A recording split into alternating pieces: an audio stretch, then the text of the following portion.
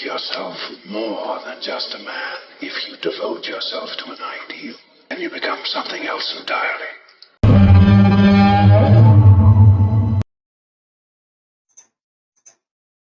Hello everyone. I know over the past few weeks, many of you are wondering what happened to my Flash videos.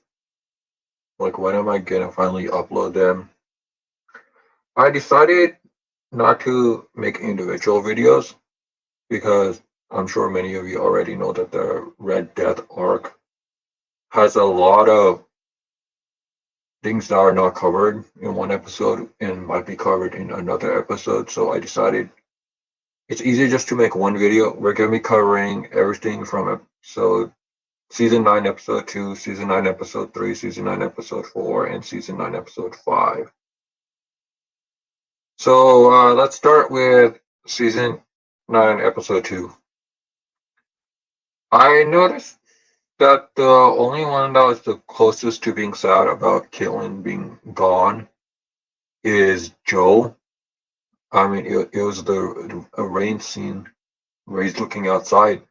But then we never, like, we're like 5, 6 episodes in to the series now, and there still has been like no funeral for Caitlyn. So this we can like basically definitely confirm is just horrible writing, because I know many thought, hey, maybe they'll cover it in season 9 episode 3 or season 9 episode 4, and clearly that did not happen. There was a I don't know if there's like cut scenes to it, like edited down during the episode. But when we had that rain scene where the fiddler first fought Harley, Harley did not have the gauntlets that he uses, the sonic gauntlets. He did not actually have this on. And then, like, suddenly when he walks out to face the fiddler, he had this on. And yeah, it was just weird. And back in still being season 9 episode 2, we were confused as to, at least I was confused as to how Red Death got all the gauntlets. I'm not sorry, not the gauntlets, but how he was getting to Rogue's all gadgets. And like a few episodes later, we're told that Red Death made Wing Tech versions of the equipment that the Rogue's on her Earth or timeline, wherever she's from, that she's making like variants of those. I I I don't like that answer. Okay, I need like more information, and clearly we did not get that information. We had a scene. This is still being back in season 9, episode 2. Oh, Hartley talking to Keone, and back then we all thought her name was Snow, and obviously we find out it's Keone. I still have no clue how to spell that.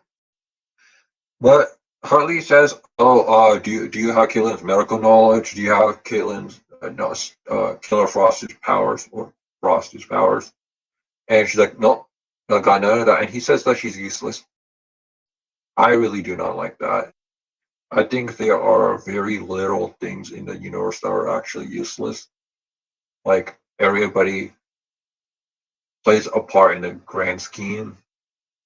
So I wouldn't exactly call Kyung useless. I think she's just like everybody else, trying to figure out what they're supposed to do in their life, in a way.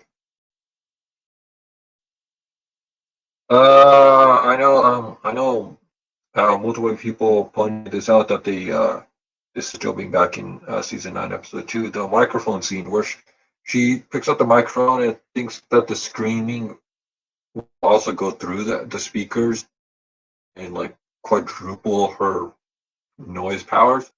That makes no logical sense. Another thing is, this is like that exact same scene when Barry phases Hartley. How? How is Hartley, who's a metahuman, well, mostly human, how is he Like, how's his body being able to withstand that much vibration? And how come we've never seen this almost, what do you call it? Like, I don't even know, I guess a vibration world within a world? Why have we never seen this addressed in a previous season? It's like, where did this vibration world suddenly come from? We we then had I guess you could still consider it the same scene, or consider it the scene after. But when Captain Boomerang teleported in, somehow Hartley, who was on the ground, he's like on the ground because he was next to the guy that he likes. So how did they teleport in and teleport out with Hartley's gauntlets?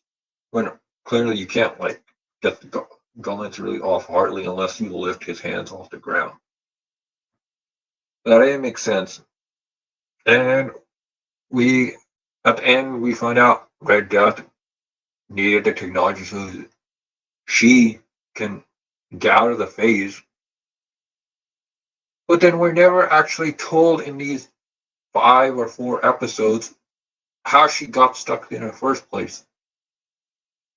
Like we find out later on that it's like, oh, she was kicked out of the Speed Force for not being a actual speedster, but I don't know. So the Speed Force like kicked her out into this other timeline or Earth, wherever she's from, like out of wherever she's from. And he was like, you know what? How about an extra punishment? How about I put you in a phase mode? It doesn't really make sense with the Speed Force. And that was like really all my thoughts on season 9, episode 2. And as you can see, if I turn this into a video, it'd be like a very short video. So it's much easier to compile it with the other episodes in a not stream because I'm recording this on StreamYard, but then I'm gonna edit it, and upload it to YouTube as a legit video. So let's get on to season 9, episode 3. Um, During the cooking, the scene where Barry and Iris are cooking, were they still in Central City? Was it like a French cooking class? Or did they go all the way to France? I don't know. That was never addressed. Not really sure, but Barry asks for a doggy bag. Why?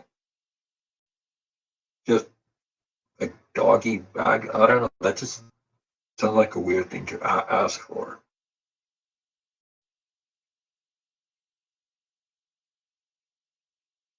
And then we find out about the cosmic treadmill, and it was back when Godspeed used it in a previous season. And there are a lot of confusing things about the cosmic treadmill, like in this arc, why Red Death needs to use it to go back to her timeline world, wherever she's from. When the cosmic treadmill is, you can go forward in time, you can go back in time. It's not like I'm gonna run and I'm gonna see all the different timelines, and then I'm just gonna like take a right turn onto the timeline that I want to. It doesn't work like that. This is still season 9, episode 3, but the whole coffee shop scene, I don't really. It just doesn't seem to be written correctly because Barry and Iris are like, okay, there's a situation with a Red Death. Here's a cosmic treadmill. And Red Death needs this device thing. I forgot what they called it, but it needs needed for the cosmic treadmill will, which do we see it get installed later? I don't think we saw it get installed. We just know it's for it. And somehow Hartley, like magically was investigating this. He, he's trying to hide it in a newspaper that in a coffee shop. He's trying to hide like this classified information that he apparently somehow was already looking into. A little too much of it's all coming together, like all the pieces. And we find out later in that episode too that they're like, oh, somehow the very next day is when this military base, the DOD, District of Defense, this very next day is going to be when they have some kind of training exercise, and there's not going to be a lot of people at the base. It's a military base. They never have moments when there are not a lot of people. Like they're always heavily guarded. Like it doesn't make sense to me. Uh, and then the meta dampener has is it it's three, right? Or was it four? I forget the number, but it's got like three or four batteries, and somehow one's thermal, one's cold fusion, one has gold wiring in it, and again, it's the everything's come back together. But what doesn't make sense about that entire scene is you find out in like the next episode, Red Death apparently has this EMP ability. What? If Red Death had an EMP ability, then why did Red Death need to send in her rogues to get it? Couldn't she just like EMP the entire building, super speed, and like what, Mach 2, Mach 3? I don't get the device and then get out of there. Either that or destroy the dish. If you destroy the dish, then how's it gonna work? Because we see the dish on the door that has this device that they all want. It's like egg-shaped device. Well, another thing I do not like about this episode, which is still season 9, episode 3, is the whole team up idea of heroes and villains teaming up for some goal. I was never a fan of that. It feels wrong. Like a hero should never be in a situation where they have to rely on villains. It should be a hero can save the day because how many people they have to protect. So that was a big thing I found problematic. I know a lot of people had a problem with the not only Red Eye and Vengeance Lane, but her acting throughout the entire arc. Like people are like, "Oh, that's terrible acting, and whatnot." But I mean, Red Death is already crazy, and she's basically acting like a crazy evil person, which she is. So I personally did not have a problem with it. Let's move on to season 9, episode 4. Uh, yeah, we had the whole situation with Chester and Allegra. Yeah, that, towards the end of the arc, she says she wants to go through with them being together. Like, obviously, I'm talking about later on, but now we're on season episode 4, and she says the reason is because she is a really good kisser, and I was like, oh god, oh my god, this relationship in the show is just terrible. That's the reason she wants to be with him. No other reason.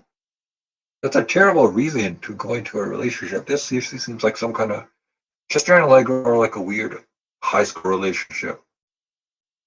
But they're what, late 20s, maybe early 30s age, the characters. So why a high school relationship? It just seems so odd. Anyways, back to the scene. So a guy by the name of Wookie Lover 77. He's like talking to Chester about, hey, how's the Allegra situation going? Who is Wookiee Lover 77? Is that Cisco? I'm starting to think that it's Cisco. This is still season 9, episode 4.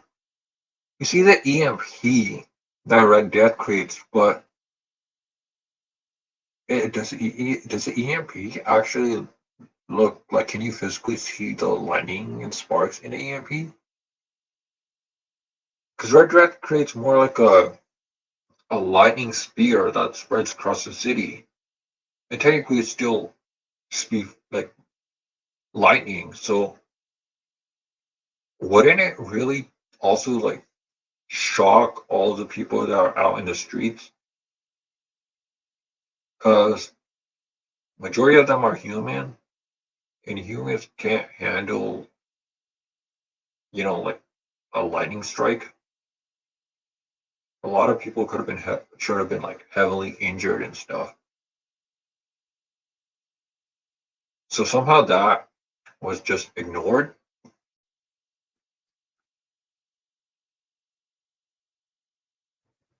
And you know, I had a lot of notes regarding the Iris and Ryan Wayne. The entire apartment scene. Well, I'm not going to actually go through each of those notes because I'm sure by now, at the end of the arc, you realize that the entire story, the entire story sounds like a big lie. Ryan from a different timeline, some kind of flash on her trying to stop her.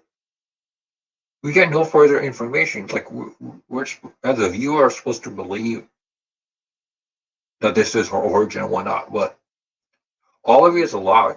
Like every single part of it is a lie. So I don't really see a point going through each point and then describing why it's wrong. It's all a lie. Let's we don't really get an explanation on how Sue was talking to Barry while Ryan was over at Iris's home. I guess it was the earpiece, like the earpiece that Ryan had reached her brainwaves. I think. I don't know. There's a lot of stuff. Yep. By the way, this entire time I've been reading off of the notes I created for the entire arc. A lot of inconsistency.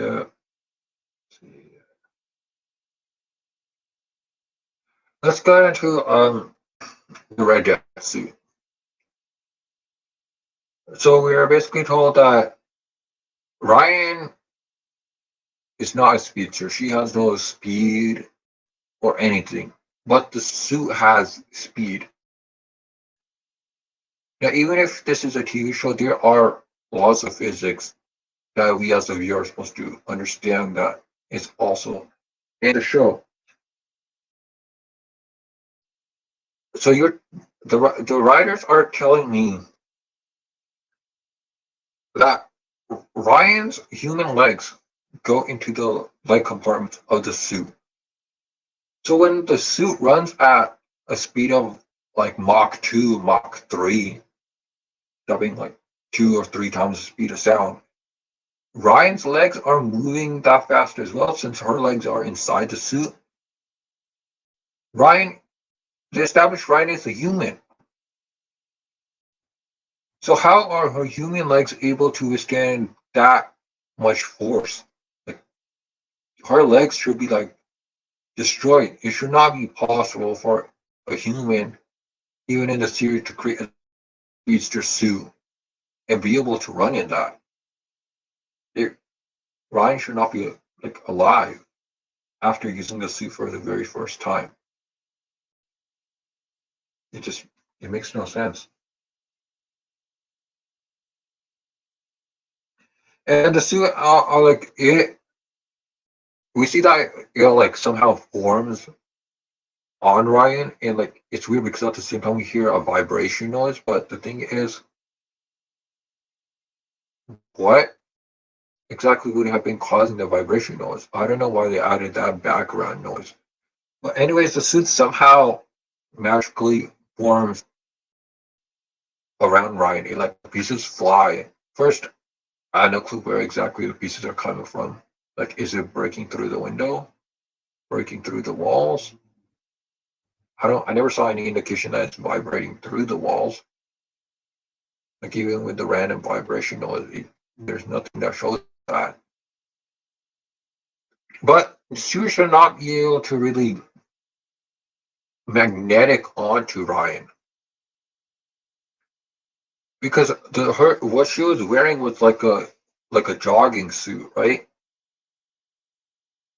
There was no locations on there that have magnets. Like if she had magnet areas on her suit, then I can see okay, the magnet suit's parts go onto here, here, and here. There's no indication of that. So that made no sense. And now we move on to what is the final episode of the arc. And that is season 9, episode 5. And it looks like this video has been running on for 21 minutes. It's okay. I will still be taking my time to explain all this. I forgot what the name was of the rogues that does not talk. How did she even like get into a police building and all the way to the office, like the office room? How did nobody notice her and go, what? Who's this random stranger? That looks very suspicious. Like that was really odd. And uh, I forgot what her name is. The police captain lady. Well, she uses her powers with, or a lot. She's able to copy the powers of another matter. So she copies the Rainbow Raiders guy. How we already established Red Death is a human. Like Ryan Wayne is a human. So how is she able to just casually not be affected by the Rainbow Raider stuff? Because she was not wearing the Red Death helmet. Like terrible. Just what? Again, one thing I noticed is that we still have no explanation. We're like at the end of this arc, and we have no explanation of what's causing the red skies. Unless I missed that scene, but there's no indication like, okay, this is exactly what's causing the red skies. We had none of that. So what? No explanation. The red skies just somehow magically happen wherever it is. How's this even making the sky that? Because Ryan's a human. So she's not magically going, all right, I want to change the color of the sky. I'm thinking red. Come on, lightning. Let's throw some lightning in. Let's even change the lightning color to red as well. Not possible.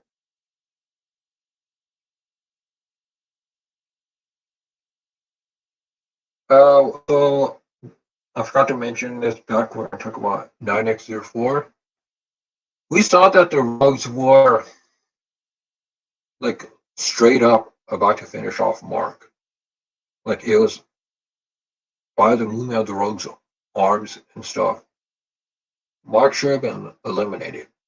Yet he is not. Kind of this episode, he's not. At that time, Red Death was still charged to getting her suit recharged. So she couldn't have super speed and said, stop, I need him alive. Yeah, that's how it works. And we see, like we already know this, and because the writer Eric Wallace keeps giving Cecile like basically every power known to man. For the past few seasons, we see how powerful Cecile is getting. So why was Cecile struggling on trying to locate Ryan's anger?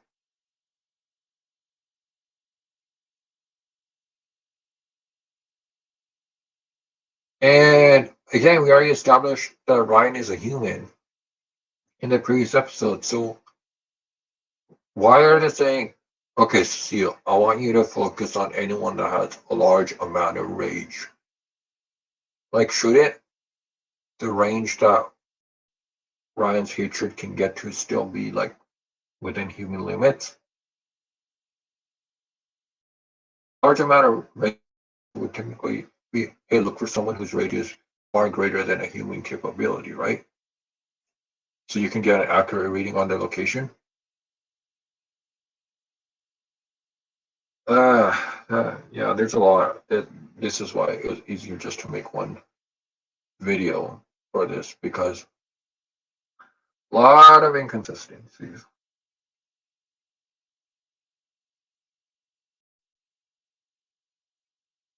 Uh,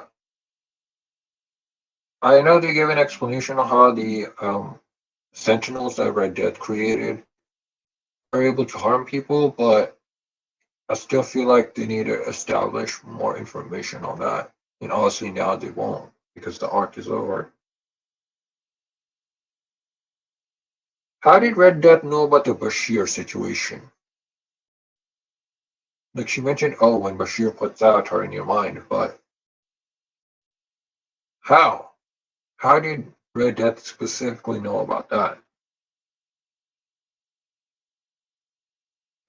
This is then like after we get something really, really confusing. Past few episodes have been establishing that Red Death is a human. Red Death is a human. So why do I have a situation here where Red Death is now suddenly having mind control powers? Can someone seriously explain that? How does Red Death suddenly now have mind powers? I thought Red Death was a human. We established in previous episodes Red Death is a human. We get a great scene between Joe and Barry, but Joe and Barry are always the best. It's pretty obvious to the viewers. It's nice to see Grodd back. Uh, we haven't seen him in, I forgot how long it's been since we saw him. You see that one of the Sentinels terminated one of the people in Central City. Does that sound? Does that sound as a termination point? Uh, yeah. Uh, doesn't really it doesn't really make any sense. All right. I'm back. Um, where were we? Yeah. Does that even count? Because what was it back in the season Nora? Was it? Was that 5 or 6? No, it might be 4. No, it was 5. Yeah. Season 5 was more. We said something. They're like, oh, Cicada has terminated more people than Zoom and even the Red Death, right? It was somebody and even more than Red Death. That Cicada's termination count was far higher than even those two people combined. The news report said something like that in the Flash Museum. But now we find out that like it wasn't even just Red Death. It was just a Sentinel. It was one person. We saw one person. You'd think that there would be a lot more, but there ended up not being. So then later, Barry somehow gets his speed back from Grodd's mind. I'm not even gonna try to understand what that even means. because that just, it makes no logical sense.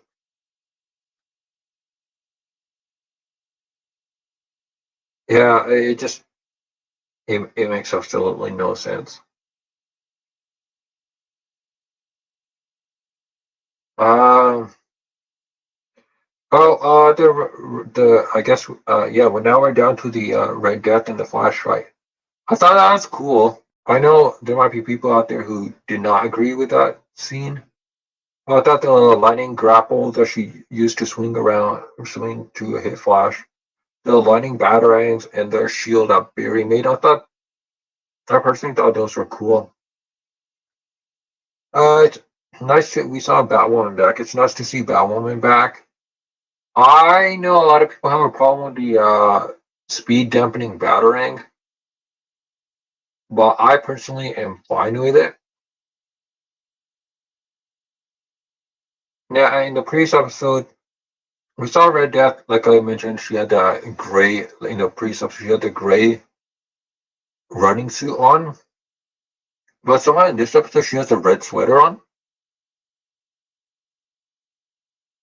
What? Red sweater, like under the Red Death suit?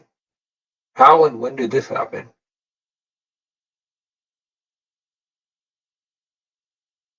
Because it looked like that was part of the suit, but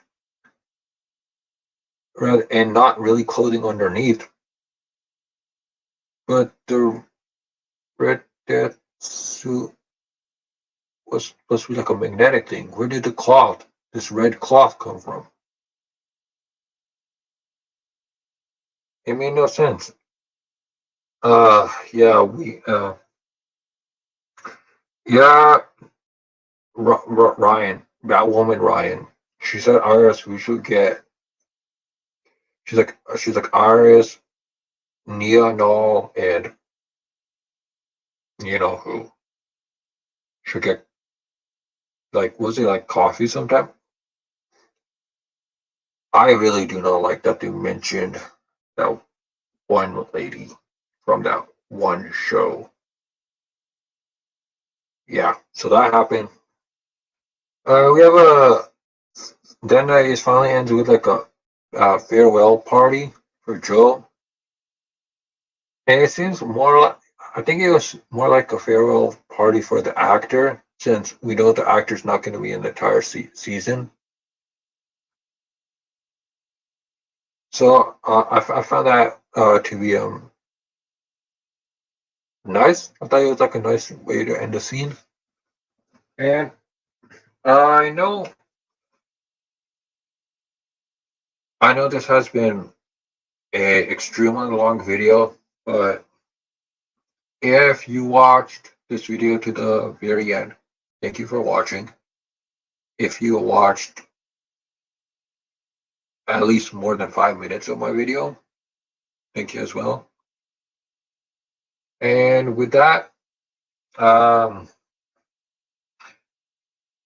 gonna end it here, and yeah, I probably just will make season 9, episode 6, just a video, and I combine it with like a arc video.